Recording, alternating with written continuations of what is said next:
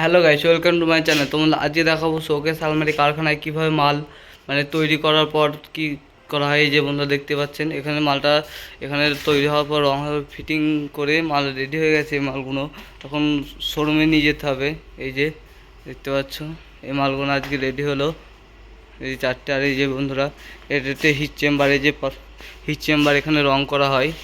আর এই যে showcase ready হয়ে আছে, এই জানলা এবং বন্ধুরা এখনও রং করা হয়নি।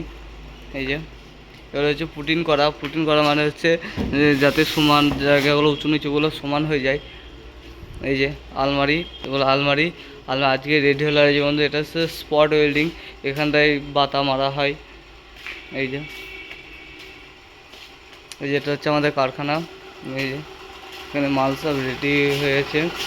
আজকে কারখানা বন্ধ, কেউ আসেনি। এই যে দেখতে পাচ্ছেন, এটা হচ্ছে কারখানা।